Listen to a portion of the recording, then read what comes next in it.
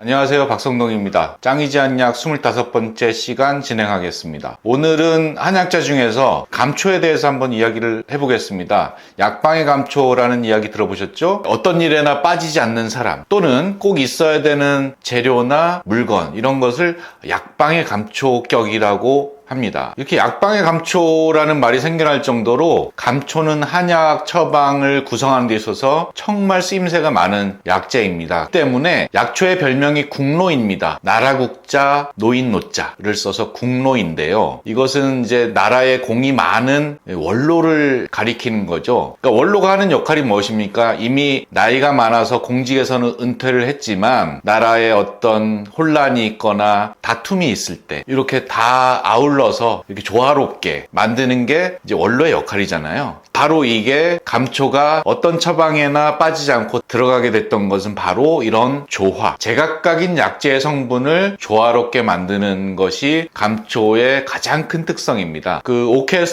오케스트라에서 누구나 자기 기량을 뽐내고 싶어 하지만 전체적인 조화가 중요하듯이 이 오케스트라의 지휘자 같은 역할을 하는 것이 바로 감초라고 할 수 있겠습니다. 또 한 가지는 해독작용인데요. 약성이 센 약재들이 있습니다. 대왕 같은 경우에는 설사를 일으키는 사력이 아주 강력한데 이게 대승기탕이라는 처방과 조이승기탕이라는 처방이 대왕망초라는 사제가 똑같이 들어가는데 조이승기탕에는 감초가 들어가거든요. 현격하게 대승기탕보다는 조이승기탕의 사력이 완만해집니다. 그렇기 때문에 이런 감초가 하나 들어가는 것만으로도 너무 캐릭터가 강한 처방들을 좀 부드럽게 완화시켜주는 역할을 할 수 있다는 것이죠. 감초가 여러 가지 처방에 단골로 들어가게 된 이유는 바로 조화와 해독에 있다고 하겠습니다. 그런데요, 감초가 원래부터 이렇게 어느 처방이나 다 끼어드는 핵인싸가 아니었거든요. 원래 이제 상한론 같은 경우에는 약재 하나하나를 정말 정확하게 구성해서 아주 소량의 서너 가지의 약물로 정확한 효과를 내는 처방들로 구성되어 있거든요. 이때의 감초는 완급지통, 통증을 완화하는 급격한 통증, 갑자기 배가 뒤틀린다거나 다리에 쥐가 난다거나 이런 것들 있죠. 아니면 온몸에 관절에 통증이 있다든가 이런 급한 통증을 완화시키는 한의학 용어로는 완급지통에 특화된 약물입니다. 그래서 이 단맛은 어떤 급박한 것을 좀 누그러뜨리는 성질이 있거든요. 그래서 단맛을 가진 감초는 급성 통증을 또는 급성 경련을 완화할 수 있는 그런 처방에서 역할을 했던 약재였습니다. 감초의 또 다른 특성이 비위와 폐를 보호하는 역할이 있거든요. 그래서 거의 모든 소화기 질환, 그 다음에 폐 질환, 폐의 어떤 그 염증 질환이라든가 호흡기 질환 이런 것들에 좋은 효과를 나타내기 때문에 약방의 감초라는 그 대명사로 등장하게 된 데는 시대적인 흐름도 한몫했습니다. 그게 뭐냐 하면 전쟁과 기아를 거치면서 못 먹고 굶주려서 생긴 병들이 많아지기 시작했거든요. 그래서 소화기에 병이 생기고 소화기가 약해지면서 호흡기와 면역력도 약해지는 이런 질병이 많이 생겼던 시대가 중국으로 따지면 금원시대, 우리나라로는 고려시대에 이런 비위론이라고 해서 우선 우리 몸의 소화기계의 질환, 소화기계의 허약을 다스리면 몸이 전반적으로 순환이 잘 되고 건강해질 수 있다는 이론이 생겼고 이 비위와 폐를 보호하는 처방들이 많이 생겨났습니다. 이때를 기점으로 해서 이 감초는 비위를 보호하고 폐를 보호하는 효능이 강력하기 때문에